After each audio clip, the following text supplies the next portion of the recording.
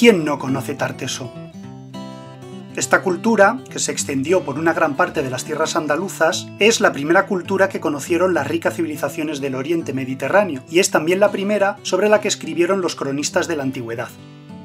Tarteso se ha convertido en un mito, pero ¿qué pueblos habitaban en Tartesos antes de la llegada de los colonizadores? ¿Qué era de Tartesos antes de Tartesos? Durante la Edad del Bronce se desarrolló en la región del suroeste peninsular una cultura conocida como Bronce del Suroeste. Esta cultura se extendía desde el margen norte del Tajo hasta el Guadalquivir y desde el Océano Atlántico hasta perderse en el interior de las mesetas. Estaba especialmente centrada en la región de Extremadura y también en el Algarve y el Alentejo portugués.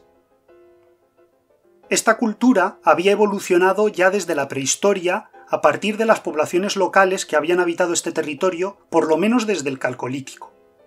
La principal característica de esta región es su aspecto accidentado. Por este territorio atraviesan diferentes vías. Algunas de ellas son rutas de trashumancia, otras son rutas de intercambio del metal que conectaban el norte con el sur peninsular. Entre todas ellas, la más importante sería la después conocida como Ruta de la Plata, que conecta Galicia con el Golfo de Cádiz y que es una de las rutas de comercio más importantes del interior de la península hasta tiempos recientes. La existencia de estas rutas hicieron importante el control de los pasos de montaña y de los vados para poder dominar el comercio que tenía lugar en este territorio. Con estas circunstancias específicas, encontramos que los poblados del territorio se encontraban en lo alto de cerros para facilitar la defensa, pero también para garantizar una amplia visión del paisaje que les rodeaba. También podían encontrarse poblados en los valles, localizados junto a las vegas de los ríos, o situados en la cercanía de alguno de los vados que permitían el cruce. Muchas de estas poblaciones todavía no tenían un lugar fijo, sino que después de una o dos generaciones cambiaban de lugar, posiblemente para aprovechar los recursos agrícolas y la tierra del entorno. La sociedad en este momento era igualitaria, se basaba en el trabajo comunal y es posible que existiera una distribución del trabajo según la edad y el sexo de los miembros de la misma comunidad. Practicaban sobre todo una agricultura de subsistencia y sabemos que también existía una ganadería que podía ser de ovejas y cabras o podía ser vacuna. Probablemente la ganadería vacuna estaría relacionada con un elemento de estatus. Algunas de las personas de estas poblaciones ocuparían trabajos artesanales específicos, relacionados con el trabajo del metal, y las mujeres tendrían una labor fundamental en trabajos hogareños, la elaboración de la comida, la crianza de los hijos y también en la ayuda en las labores del campo. Sin embargo, sabemos que las mujeres tenían más importancia de lo que parecemos sospechar en un principio, y de esto hablaremos después. La metalurgia del bronce, que ya estaba totalmente dominada, se vio favorecida por las minas de estaño que existen en todo el territorio. Sabemos que había poblados que se encargaban específicamente de la extracción y el procesamiento de este mineral, pero el estaño por sí solo no es suficiente para la elaboración del bronce y aquí es donde se daría la necesidad de los intercambios con otros territorios para obtener los metales necesarios. También en este territorio existían yacimientos metalíferos de oro, principalmente encontrado en los cursos medios del río Tajo y del río Guadiana. Se piensa que esta labor de extracción del oro del río podría venir de mano de las mujeres, que enseñarían las técnicas de madres a hijas por generaciones. Se piensa que esto es así porque alguna de estas mujeres, que tal vez fueran jefas o matriarcas de su comunidad, se hicieron representar en estelas con estas joyas de oro, que eran muestra de su posición y de su estatus.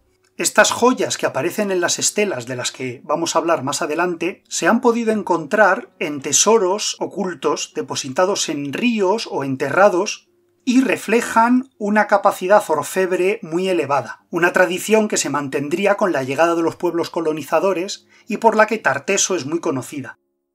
La existencia de estos ajuares y su demostración como símbolos de poder es lo que ha sugerido a los investigadores que la mujer en esta cultura del bronce disfrutaría de una buena consideración social. Sin embargo, la jefatura de estas poblaciones recaería, en la mayoría de los casos, en líderes guerreros, que hicieron de la ostentación de sus armas el símbolo de su poder. El rasgo cultural más característico de las sociedades del bronce del sur peninsular es la realización de las llamadas estelas de guerrero, que inundan todo el territorio desde el río Tajo hasta la vega del Guadalquivir. En estas estelas, hechas para ser hincadas en el suelo y mostrarse a los viandantes, los jefes de los poblados quisieron dejar una muestra de su autoridad por un territorio, haciendo representarse con los principales atributos de su poder. En esos objetos representados encontramos elementos tanto de origen local como traídos de lugares lejanos, lo que demuestra otra vez la existencia de unos intercambios entre estas poblaciones y lugares muy alejados de la propia península. Los jefes guerreros hicieron del control de estos intercambios una forma de demostrar su riqueza y de hacer gala y ostentación de ella. La religión y los ritos funerarios de estas poblaciones son poco conocidos. De hecho, se ha llegado a sugerir por algunos investigadores que no existían ritos de enterramiento. Destacan sobre todo una serie de depósitos de armas y de otros objetos preciosos que eran enterrados o depositados en cursos de agua y en la desembocadura de los ríos.